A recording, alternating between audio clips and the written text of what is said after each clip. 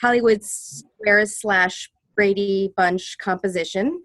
And but really, I see us as standing at a crossroads and standing at a place where we have the ability to accept things on ourselves, as those children of Israel did standing at Mount Sinai. And so really that's where we're going to be today as we go forward with our agenda, as really understanding the crossroads where we're at, figuring where we all are personally and where we might be a kahila as a gathered group. And so we're going to begin with understanding what's happened. We had some local conversations in our regions, 3 of them sort of, and then Allison is going to lead us in a conversation about where we all are, and then Joy is going to talk about what next steps might be at this crossroads, and then we'll conclude hopefully by 2.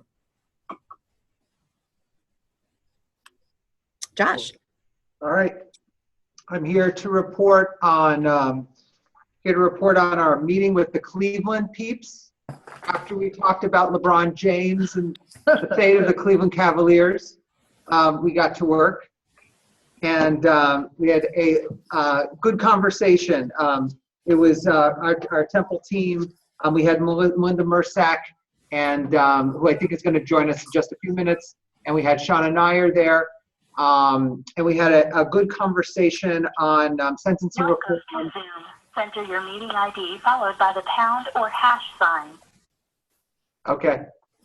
I don't know who that is. Somebody's joining us, it sounds like. Can you all hear me? Okay. Yes. All right, so I'm going to continue. I think Steve Dinker is probably trying to. 50405. This meeting ID does not exist. Please re-enter your meeting ID. I wish I had Steve's cell phone. I could text him. You could text him, but all right. I will. This is like when you're. Josh, I'm gonna unmute. I'm gonna mute Earl and then unmute you, and hopefully that will help. Okay. You are in the Zoom.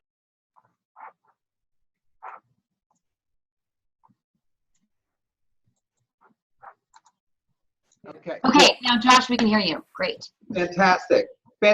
We had a meeting, talked about LeBron James, Cleveland Cavaliers, and then we had an opportunity to share where we are in this process. It was actually the first time that I had a chance to get together and meet as a chevre, and that was really helpful. And one of the places that we're in is a kind of unique place, particularly because we have Greater Cleveland Congregation, which is a community organization here in town. And so some of the conversation revolved around how is Reform Ohio going to be different than Greater Cleveland congregations?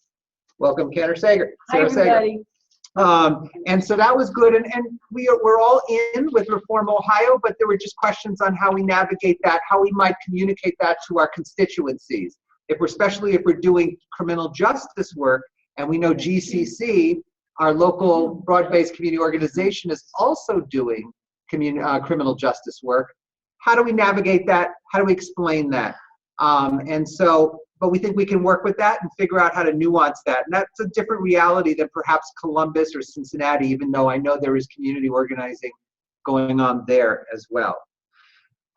We also discussed the importance of inviting our constituents into this work, not just clergy-driven, but driven through youth. That was a thrust that was important to us, working with youth and lay people in general. And then finally, in terms of big picture, we talked about mitzvot and the importance of creating core mitzvot that will help connect, if the issue is sentencing reform, that will help lift that up for our congregations and communities. So we do what we know, what we do really well, which is involving ritual and mitzvot, whether it could be during the festivals or the high holy days, to lift up these issues for our congregations. And then we had we just talked a little bit about a game plan for each one of us and how we were going to move forward, doing some research action work. But everybody was pretty excited about starting in this process and cutting our teeth on learning a little bit more about how to do research action work and how to work together. if anyone in the Cleveland team who was there wants to share I left out, please do so. You did a good job. Yeah, beautiful. So generally, in terms of moving forward on the criminal justice reform opportunity, you all weighed in as saying, We all weighed in as an affirmative. We understood that we're going sort of where unknown waters, uncharted territory, and so accepting that and recognizing that we don't really know where it's going to lead, that we can't really make a judgment on how it's going to turn out because we've never really done this before. And so we all sort of agreed to jump in and to explore a little bit more, and that'll give us a better basis for understanding if we're truly successful. But I think part of the reason we chose it was the impression that this was a winnable issue, and that was very important in the decision. For sure. So we looked at the criteria and the pragmatics of it as well. Yeah. I would not say there was complete consensus around the question of winnable. I'm not suggesting that there wasn't a good feeling altogether around the issue, but I feel like it's more like a movable issue is what brought us to a sense of unity. Kind of a momentum builder as we continue to figure out whether or not the issue itself has a larger winning strategy. To play a commanding role in Ohio around sentencing reform. That's a huge ambition to really lead it. But I think when I thought later about what was in the room or the restaurant where we were, that's what I thought. Well, and that is because I think a lot of us were perhaps more passionate about other things, reproductive rights and that type of thing. But we thought with the political climate here in Ohio, there wouldn't be any traction. That was part of what was attractive to us about this work. thanks, guys. Should we move on to Columbus and the conversation that you all had in Columbus about criminal justice reform and this opportunity and Reform Ohio working on it? Sure. Hi, everyone. So we had a hello? Go ahead, you go, Rick. Okay, we had a conversation. 3 of the 4 of us who are present are here on our call today. Benji and Sharon, and Misha is somewhere in the middle of the Negev riding a bicycle. So the conversation was pretty supportive of moving forward with this particular issue, both because it is current. There is a broad coalition working on it. We felt that it is certainly possible that it is winnable. I think the two there were 2 hesitancies that came up to say, well, we actually have the most information about this. Well, what if we had as much information about another issue? And so we kind of feel like we actually don't have much information supporting us moving forward in another direction, but we're questioning whether or not to move to do any research on that. And then, and maybe Sharon, if you want to jump in, because you had the direct conversation, I think it was with,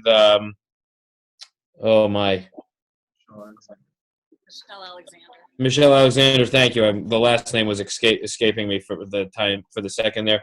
But with Michelle, in terms of saying, look, what you're looking at just barely scratches the surface on the type of change that's needed, and it's great, but you got to really be willing to get your hands dirty and go all the way. Like what the type of change that we need is more than just releasing prisoners. It's really deep. It's really deep ingrained. Just an overhaul of what it is that we're doing, that's going on in America, and you've got to stay the course. So.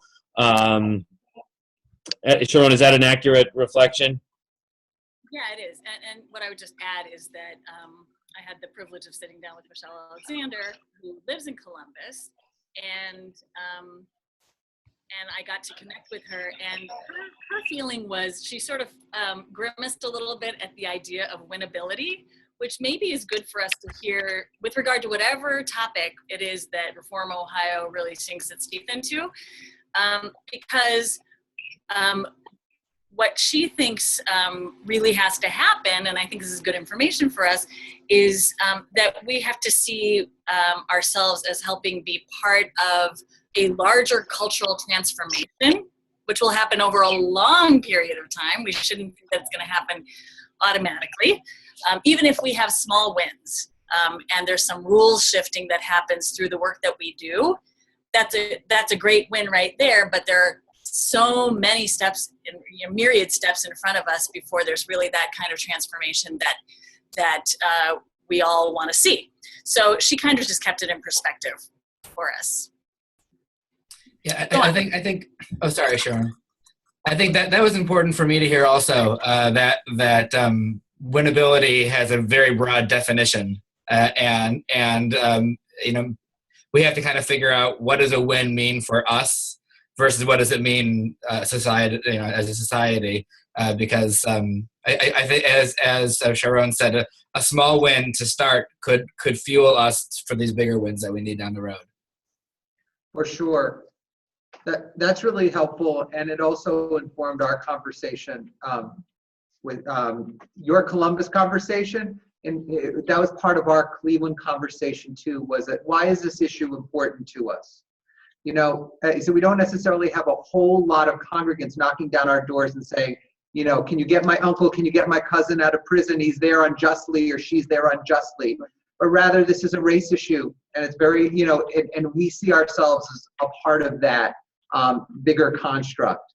So that's what's driving us. But at the same time, we're really curious to move forward and learn more to help understand the real plight and the testimonials. And those are the pieces that we still have to fill in. And so the next step with Research Actions, we really hope will lead us to understanding the stories more and learning the stories and learning how we can best move forward with that. Can I make one more comment about Columbus? And it's a comment that I think raises a question for all of us to think about. And it's a response to something that reminded me of something that you just said, Josh. There aren't people knocking down our doors. And one of the things that came up was like, oh, this is happening. People are talking about this around all of their dinner tables and around their houses. And I think there was a question of, is that really true?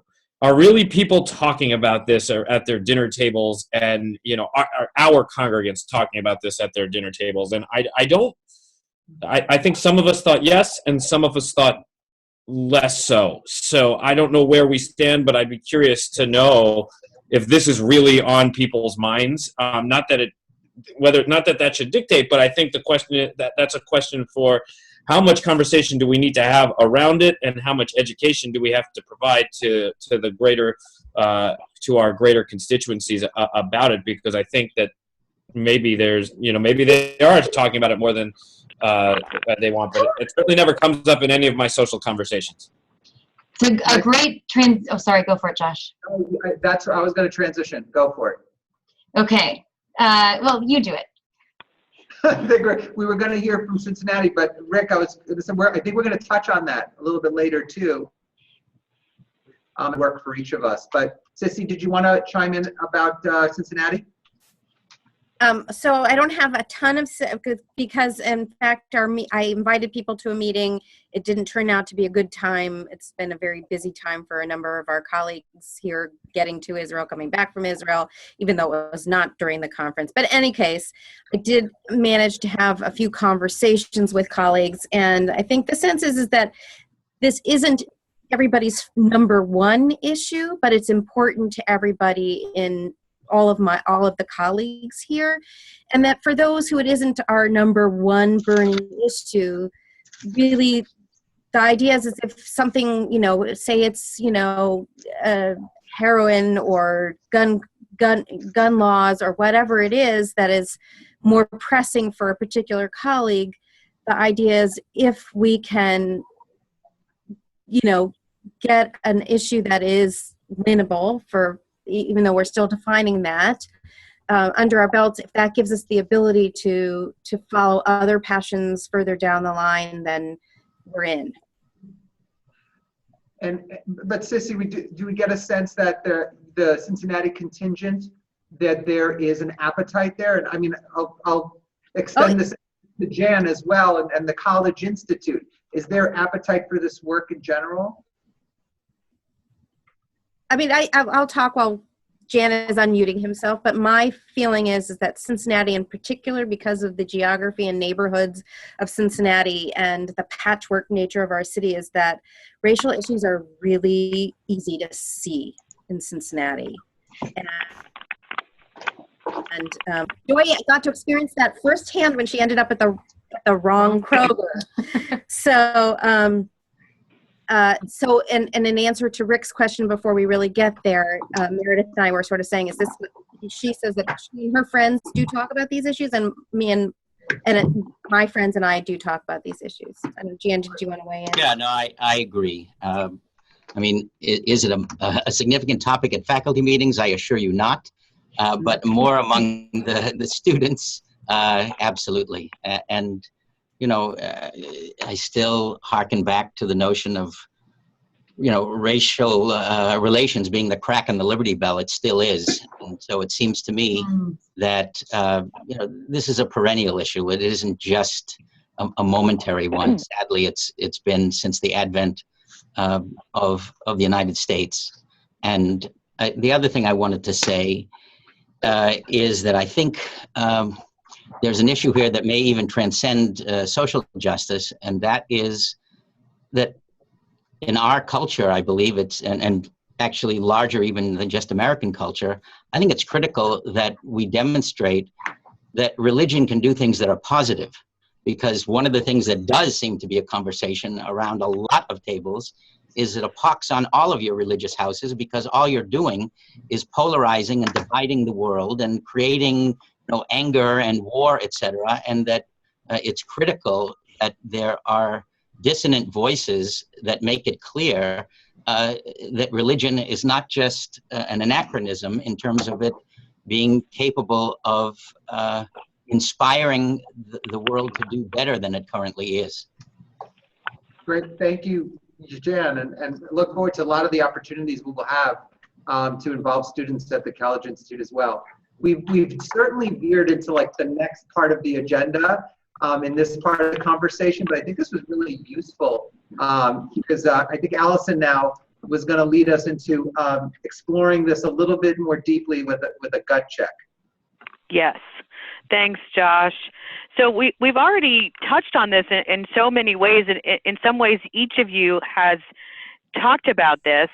You know, in our first couple of minutes, you know, Sarah said, you know, we were interested in this because it was winnable, and then Rob said because it was movable, and that's thinking with our heads, and then Rick in Columbus, you know, talking about how were we really talking about this at home, and that's really where were our hearts with this.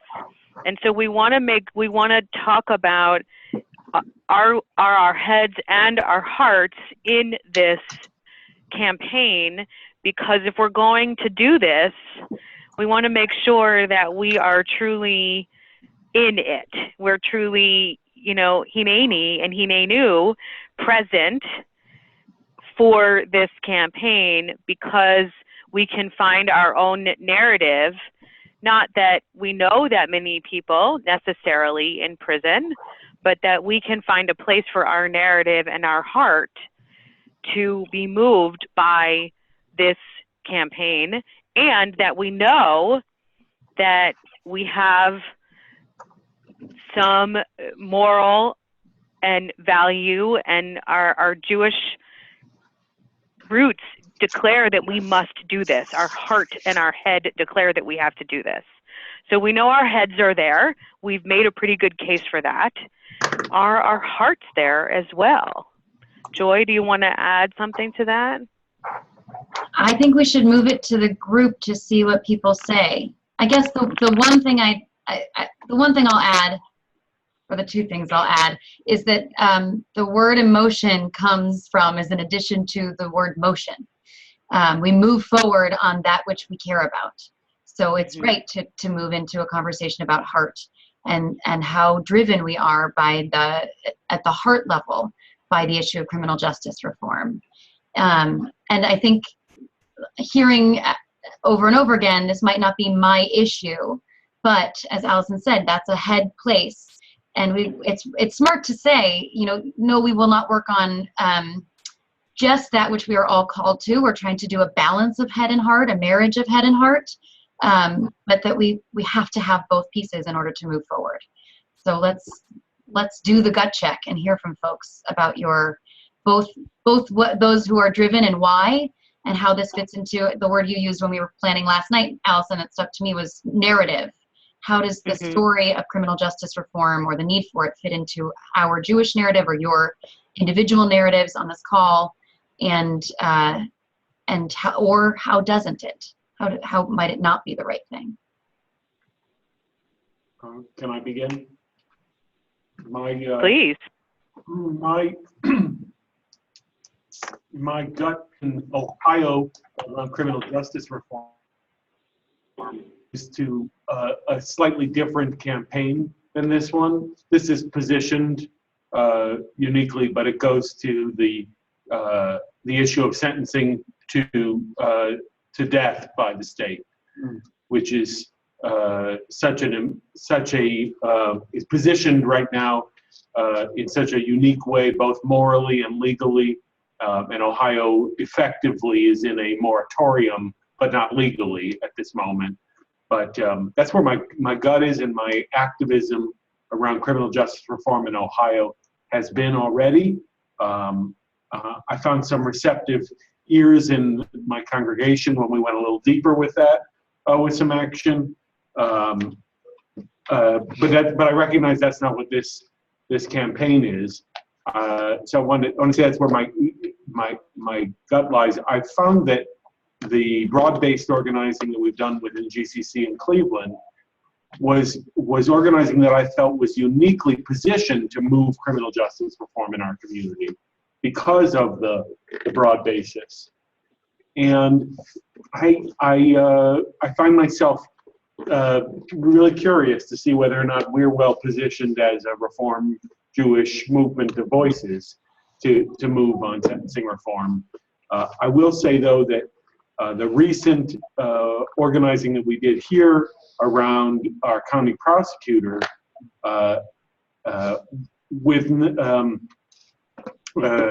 what I find is very moving to my heart is that we have now brought issues of racial disparity to the sanctuary of our congregation, and not strictly in a prayerful mode, not with generics, but with real testimony. And I think that is a win in and of itself in our movement, not just in Ohio, but nationally. I think that the more our reform movement opens its heart honestly about racial issues, including the sentencing reform issue, the better off we are, morally, spiritually, and in the realm of building justice. So this is Sharon. Can everybody hear me? Yes. Yeah. Okay. Yes, we lost your face. I can hear you. I know my face. Well, you didn't need to see that anyway, but I did want to. You can slide the pictures over. So this is very much a heart issue for me. And I feel really very fortunate right now that this is I'll just be very, I'll be very outspoken about this because I feel very strongly about this subject, because I feel that once we start exploring this topic, I think that you'll see that the issues that sort of get sucked into the vortex of the issues of criminal justice reform are many and varied, and may not, it touches, we could talk about how the education system plays into this topic. We could talk about racial discrimination. We could talk about drug policy. We could talk about healthcare. There's so many issues that kind of swirl into that major vortex, and I think that that's what I find so compelling about it. And I'll tell you that at our synagogue, Temple Israel in Columbus, this past 2 weekends ago, we had a total of 25 of us go from our congregation, 9th and 10th graders and their parents, up to Marion Correctional, about an hour north of here, to have a kind of a heart-to-heart with some of the men from Marion through a wonderful program that's government-funded and privately funded also, called Healing Broken Circles. And it's a strength-based training for the men that are inside. Many of the men, there were 5 lifers in the room that we met with out of the about 15 men that met with us. And you know, I did some training ahead of time for the parents and the kids. I brought some people from the program, including two formerly incarcerated men, to come speak with us and give us sort of a prep. And we studied Jewish texts on justice and on being the stranger. And this has now become, you know, like a very potent conversation that we're having in our congregation. We're hoping to bring more people up there, but I just wanted to say that, you know, this is not just about race. I think it's about so much more, and I think that it has the potential to be something very compelling. You know, just one thing I would put out there to you is that there's a powerful TED Talk by somebody called Chimamanda Ngozi Adichie called The Power of the Single Story. And that is the main thing that I think that the kids and the parents at Temple Israel got out of this experience. There's not just one story. And we can't just tell the same stories over and over about what's happening out there with regard to criminal justice reform or mass incarceration, because it robs people of the very complexity of this issue and about so many people. If it's 1 in 4 African American males that are going to prison, that's a problem. But we have to see this as much farther reaching than even just that startling statistic. So I think that for me, it's the power of talking about, you know, the civil rights movement not being over. And if Jews had a hand in it way back when, you know, 40, 50 years ago, we still have a hand in correcting some of the injustices that still exist. So I'll leave it there. Thank you, Sharon. Thanks. So for me, this is a very powerful issue to, you know, it's a complicated issue. It's not just about race, but for those of us who are really concerned about race and see how it impacts our community every day and our lives every day, it to me is, you know, we're compelled by our history, we're compelled by our tradition. I did a funeral for a Holocaust survivor. I participated in a funeral on Monday, and his son was talking about how this man's 6-year-old brother, the neighbors called the Gestapo because he went out to play and forgot to put on his yellow star. And I think about that in the context, the temple is on a fairly major thoroughfare from one highway to the next. And so sometimes I see people pulled along over on the side of the road on Ridge Road by the police. And, you know, years ago, after being at a party where we were talking about, you know, people getting arrested for driving while black, I started looking at who was being pulled over in my neighborhood and the police that I count on and rely on and like. And most of those faces are faces of color. And I think, you know, when I got up on Yom Kippur and talked about these issues and asked people to face these issues, I didn't have so much to ask of them or of myself to make a difference. And I feel like we're at a place where we can ask this of ourselves in at least one step towards moving in a different and better direction.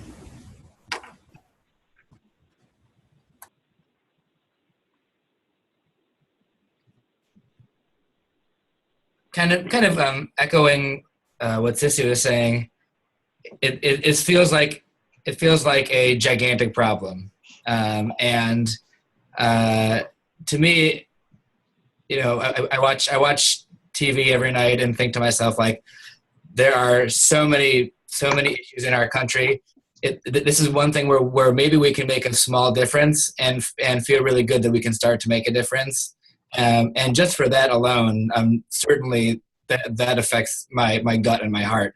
And that leads me to say, like, let's give it a shot and see what we can do. If we can put our reform rabbi and cantor, an educator, and whoever, anybody who wants to go and consider themselves in this venture, I think that we have an ability to make a big difference here in a big way. So it's my 2 cents.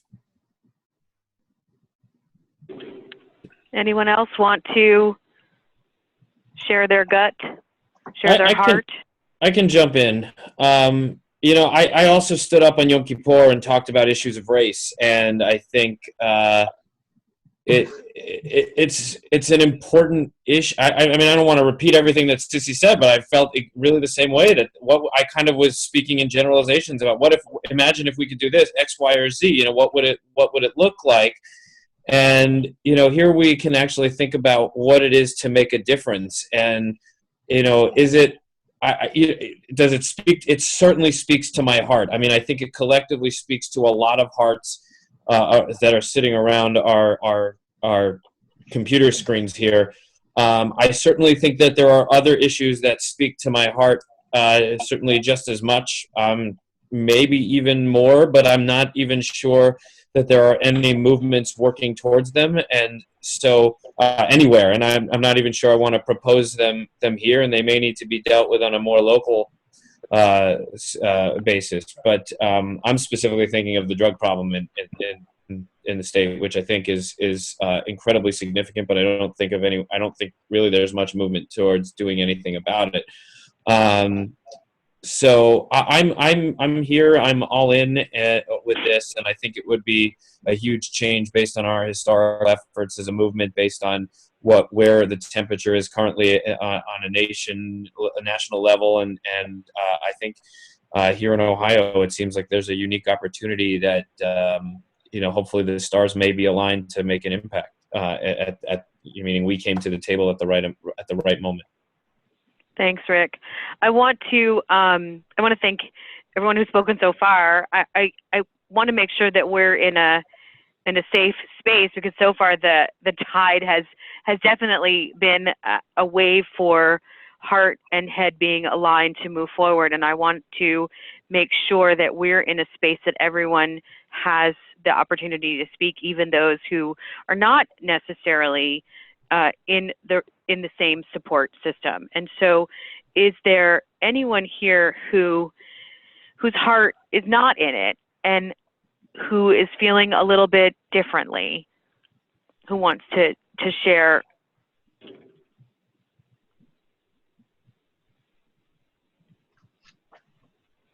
I can actually take. Was someone going to speak? It's Sarah. I'm going to jump in, not because my heart's in a different place, on the contrary, but it started off tepid on this particular issue. But I resonate actually very much to what Rob said earlier. When I think of this as related to race relations, then my heart becomes immediately engaged. And I also find myself wondering today in particular, on the morning after the upcoming presidential election may have solidified in certain ways, if this is also be an avenue for us to address the divisiveness in our society, certainly in Ohio, and certainly nationwide, in ways that are not quote unquote political, but are powerful. Thank you, Sarah. When framed in terms of race relations, I feel that we all hear a narrative that we resonate with. When framed in terms of prison reform, I do have some concerns that our members and some other colleagues perhaps might not feel a head and a heart connection. And so that is something that I've spoken to Joy a little bit about, and to Josh a little bit about, that we might have some narrative issue, we might have some heart issue, depending on how how our campaign moves forward. And so I wanted to share some of my concerns in terms of race relations and economic justice and all of that. My heart is there, and my narrative feels very connected. In terms of the actual campaign and how it moves forward, I do have a little bit of concern that our narrative and our heart, it might be a little bit difficult. Well, I found, I was thinking about that too, and a couple months ago, I was driving in the car and I heard this whole story by Piper Kerman on NPR, the woman who wrote Orange is the New Black. And she was talking a lot about sentencing reform and how not fair it is, and how it's really kind of impacting moms and families. And so I thought that might be really intriguing to some people, because perhaps the race card and the race issue isn't quite as strong for them, but a lot of us are parents and have families, so that might be a way to get some people interested who might not be as interested in the other. Thank you. That's nice. So Allison, you may not, are you on, you are on the computer, you can see my screen, right? I can see your screen, you just can't see me. Okay. Joy, I'm gonna turf it back to you. Okay. I wanna make sure we have two conversations. We respond to what we've just heard and have these two conversations. One, what's next? And the other, who is the we that needs to make this judgment fully? Is it the people on this call, or are there others? And if so, how does that change what's next for us? I want to react to two things I've heard with my own understanding, which, you know, I come from a dozen years of organizing experience, but that is not the same as being the people who are leading your congregants and your communities. And so you need to weigh in on this too. The two things are, one, the term winnable. So what I've shared is a screen that has the criteria we discussed using to determine what we'll do going forward. And there are three kind of head questions and one heart question, which we've really been talking about. The heart of, does this issue connect with our core Jewish values and appeal to our leaders and constituents?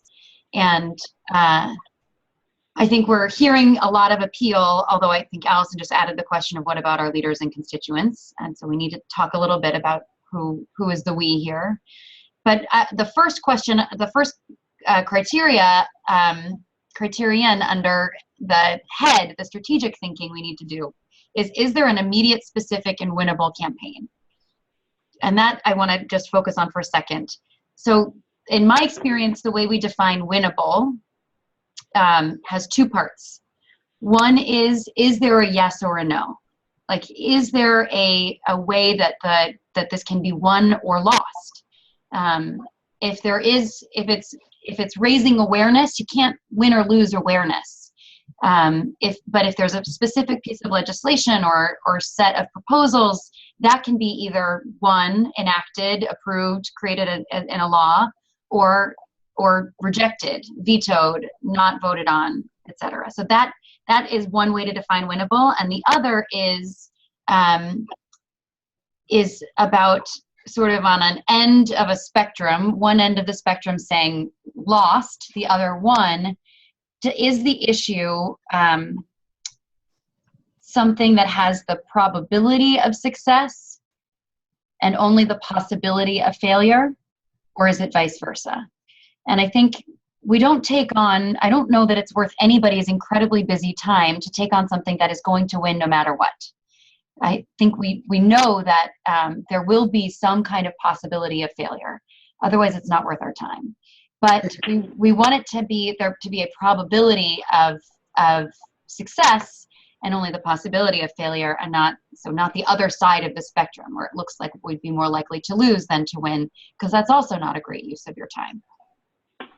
So, and the other piece, the immediate and specific piece, is, as Sharon and Benji, several of you have said, criminal justice reform, or even race and racial equality, are huge, huge problems in our country. And fixing them is going to take probably not transformation in one fell swoop, but incremental shifts toward a more just systems that already are at the moment are racially disparate. And that is probably one system at a time. And even the criminal justice system can be from everything from the school to prison pipeline to sentencing, to what happens in the courtroom, to what happens in jail, to reentry. So I think as we think about what is it that we're going to work on, we're thinking about immediate specific campaign and the immediate specific opportunity of the Ohio Transformation Fund's new project, the People's Justice Coalition, and their plan to create a set of proposals. They're almost done with a set of proposals that they're working on, that the ACLU and the Ohio Justice and Policy Center have worked on, that they're going to give to the Recodification Committee that's working on criminal justice reform. They've been appointed by the state, the legislature, and the governor to do this work on, to give new recommendations, because right now we have you and Ohio have an overpopulated jail system, prison system, and a racially disparate one. And so it's the recommendations, it's what the Recodification Committee comes up with, and then it's making that into legislation, which either will be because the legislature introduces it or because it goes on the ballot next year. So that's really what it is we're deciding whether or not to move forward on. So let me pause there. Are there any questions or reactions to that? Anybody saying, wait, I don't want to do that, or that doesn't make sense?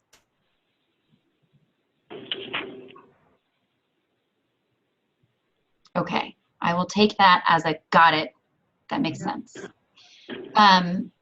So I think now let's move into the question, who is the we?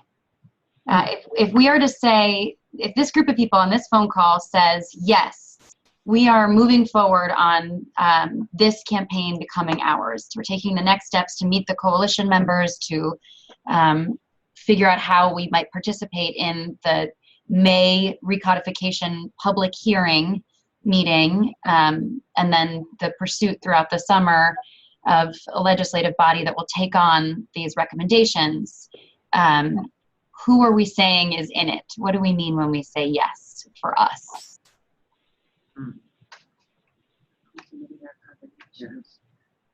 I realize that's a big question, but I don't even mean it rhetorically. I actually mean it. Who is we, and what do you think? Are you asking for volunteers? Yeah, this is right. This is not rhetorical. So are you like, I think it's like broad. It could be volunteers. I mean, when you think about Reform Ohio, do you see it, this is the way I read Joy's question. Do you see it as a clergy organization? Do you see it as a constituent organization? Do you see it as working together? You know, I think we have to throw some spaghetti against the wall right now and just kind of talk about what you would envision Reform Ohio to actually look like what's an optic, or, in your head, or, yeah, what would be a theory? Yep. So my thought right now is who are we to make this decision? Right now, it's only the clergy who have been participating to at this point. Who are we ultimately in terms of a coalition and what we represent, and who's asking and who's supporting this cause? I think it probably needs to extend to. There's my part of me that feels like, okay, we should involve our congregants in this, and it shouldn't be some kind of secret society, but at the same time, I don't think our congregants are, it might take us 10 months to get them ready to make some type of decision on this. So I don't know if we can wait for them along. Maybe there are some congregations where there are congregants who are more in line to make a decision. For example, the group of 25 that Sharon mentioned might be more inclined to make a decision about moving forward than the zero of my people. There's just we just haven't kind of floated it out there to enough people, I don't think, to wait for anybody else to weigh in. So I think that, the people who have participated, I think that's who Reform Ohio is at this point. So Meredith was asking me, what about the people who haven't engaged? And I think that our level of engagement is really high. There's 19 people on this call. There, I think, Joy, correct me if I'm wrong, but at least 30 of our colleagues who have been involved with in one way, in one kind of meeting or another. And I think that's a really high percentage of buy-in. And what I hear from colleagues and what I feel for myself is that to have something where we connect with our colleagues and do meaningful work together is a really important part of what it means to be Reform Ohio and who we are. And the people who have not been to one thing, a number of them, at least from our area, have written to me and said, I want to be involved, but the meetings keep on coming on days that I can do it. I haven't heard from basically anyone in this region who has been like, please just stop calling me. So do we feel there's 19 people on this call? Let's say there's another 12 to 15 who are not here today. Do we want to, I mean, either collectively, poll, are you in, are you out, are you comfortable with moving forward, whatever the questions might be, so that we can give those a voice who aren't here? Or is there another possible moving forward solution that allows us to kind of say we're in or we're out on this particular issue? Joy, I just think the question is really a good one for us to marinate in a little bit. Like, what does it mean? What does the we mean? And I think we have to keep this in the forefront. Like, what do we imagine this organization to look like? Because it's not going to be imposed by the URJ. This is going to be imposed by us with help from organizers like Joy. So we need to be comfortable with our role in determining the future of what this looks like. And I just noticed there's also some boxes with people's phone numbers, but I don't always know who's there. So for those who I can't see who are on the phone, if you want to chime in, please feel free to do so as well. I have a question. The we right now, I think, is Reformed clergy. Practically, are we enough people to make a difference? And if we are not, then we need to grow ourselves in some important way, seems to me. I think we're enough people to make a difference if people are willing to take on, meaningful activities. But I think at some point, and this is what we heard also from California colleagues, is that at some point we will want partners among our congregations. And I think that will become apparent when we get there. I'm hoping it will become apparent. I think it's a question we need to be continually asking. Are we there yet? Sarah, I think, yeah. Sorry, this is Sharon. I just wanted to say that one thing that I was surprised by was how very few families opted out of this program of taking people to prison, taking the kids to prison with their parents. And I think if we do a good enough job as a group in really thinking strategically about how we educate our congregations, how we engage them in the conversation, in what arenas, how do we get them to talk about it around their Passover tables, where we're at our Seder tables, this, it's coming up. If this is something that, and I understand that it's like an uncomfortable sort of question because, do we exercise our, our rabbinic authority by saying, okay, so I care about this, we care about this, and now you have to care about this. But I just want to say that there was a great openness to this conversation and to going. And I think that in some ways that's where our leadership has to be exercised, is to open up these issues, even if we don't know that there's going to be total buy-in. Because that's how we start the conversation, even if it's even if we're met with some kind of resistance or even apathy. But I think with any of the multiple issues we could take on, we would be facing that same question. And I do believe that, as it was said, that clergy and constituents have to be, I think that we go this together for real success. I think that's key in terms of just being experimental and trying things. I'm noticing the 5 minutes left in our webinar, Joy, but I think this leads us, as we're kind of coming to the conclusion of everything, that the Cleveland group, when we met, we already assigned some duties for each other to just, start working a little bit, thinking outside the box about people who might be involved in the criminal justice system and the, in the correctional facilities, and just starting to do what Sharon, congregation is doing. And I mean, it's always, you never want it to get too unwieldy, but I think it's a wonderful opportunity for our Columbus and Cincinnati and Cleveland contingents to get a little creative, talk together, decide what is the next step to address race relationships, particularly as it moves towards sentencing reform and criminal justice reform. Again, Joy's going to be here to help us keep on track, but I think there's a power in us sort of breaking our teeth over this a little bit and just trying things. Joy, how would you move?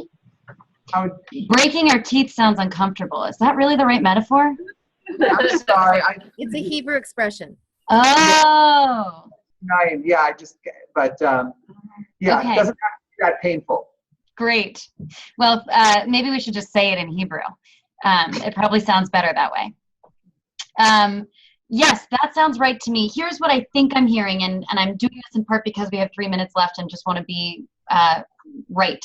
So what I'm going to do is share my thoughts and then ask for each person, and I will call on you to weigh in on either yes or not quite or no. And whether this resonates for you and you would feel comfortable participating in one of these 3 next steps. So what I think I hear is there are some people from the Reformed clergy who have been in part of this who are not here on this call. And if the people who've shown up and put your weight into this are the people who are going to make this determination, we should at least check in with those people. So part 1 would be making sure that all the other clergy, the other 15 or so folks, have had a chance to weigh in and communicating to the broader network of clergy that we are moving forward on this, at least exploring moving forward on this. Part 2, unless somebody says, or big constituency of the people who aren't here say no.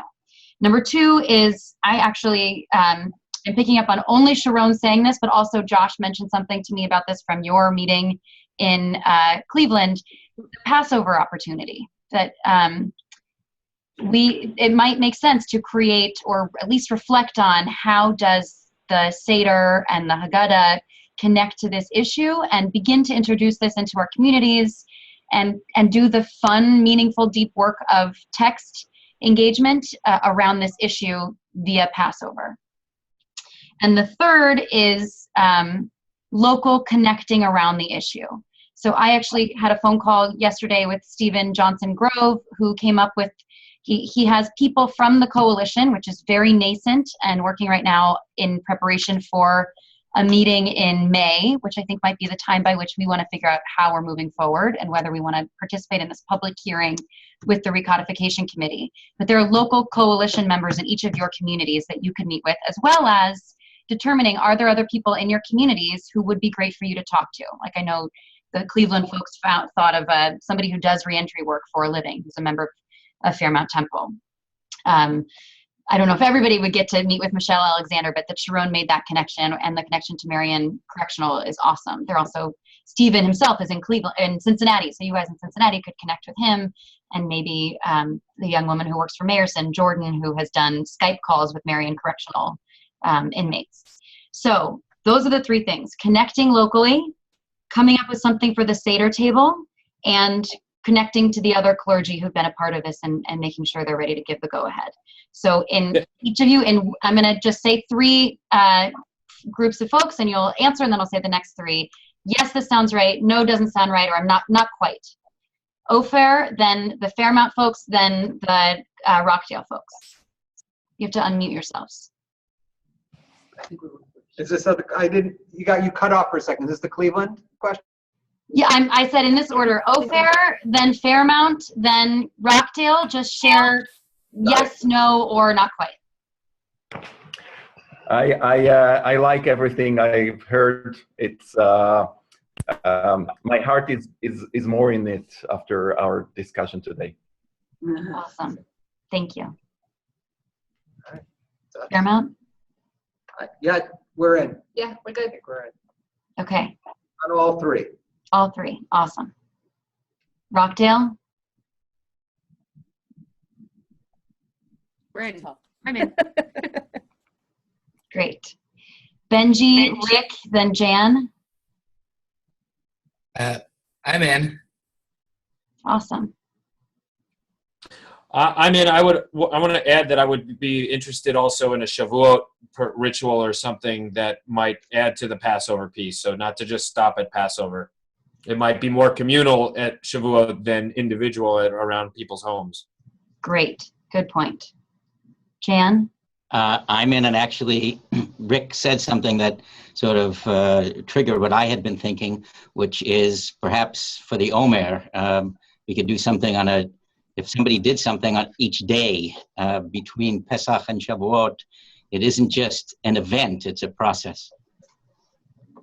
We are so lucky to have, I think, you in particular in this conversation as a expert scholar and thinker. Steve Denker, I see that you're on, so if you're able to unmute, so then Steve, John, and Shauna. Did I just unmute? You did. Oh, God bless. I wasn't able to get the video working. Look, I think the majority of delegates have voted, and usually at this point one calls for unanimous decision from the floor of the convention. So as far as that goes, I think the decision has been made. This is my first time joining the group, so I'm reluctant to speak. I think this is a worthy cause. I think there are other issues that might consider for our group.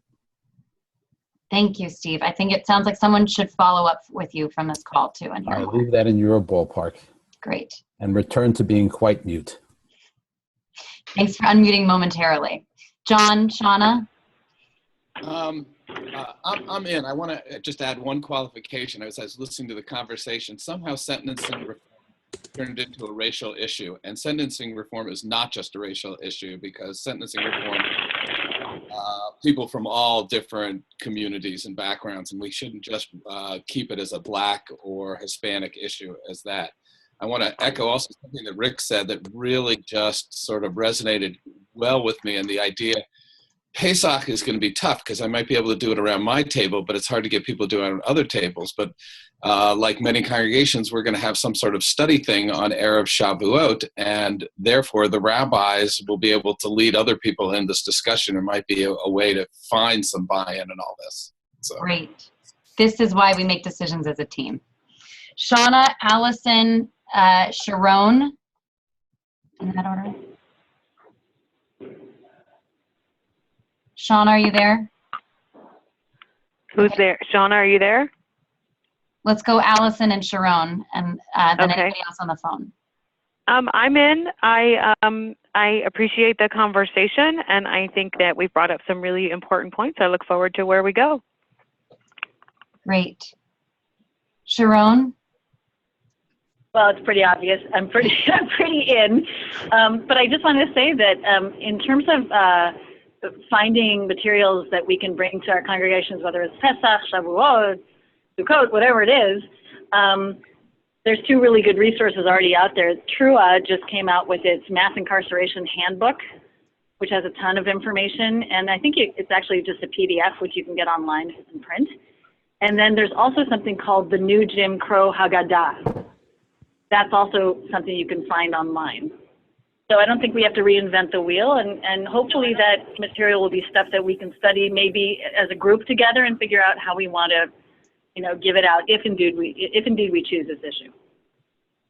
Great, thank you. I'll send the, I know that I have the Trua information, so I'll send that out after this call. Anybody else on the phone who wants to weigh in? We see that there might be a couple of other people on the call who we can't see. Yeah, go ahead. I think we're going to keep you guys silent and let Sissy close us out. Thank you all so much for your thoughtfulness and your time and for what is to come. Sissy? So we started at Vayakel gathering, and we're at this Sinaitic moment and building the tabernacle, but we have to carry the tabernacle forward into the wilderness, and hopefully it won't take 40 years. But we understand that the people, Israel didn't really become a people until they wandered around a bit together. So we're going to go forward in a particular direction towards a particular goal, and maybe we'll wander a bit this way and that, but we will, I think, really become Kehillah Kadosha in the process. Thank you all for being part of it. Amen. Thank you, Joy, for all of your guidance. Everybody have a great week. Rest of your week. Bye, will be- everyone. Bye. Take care. Everyone.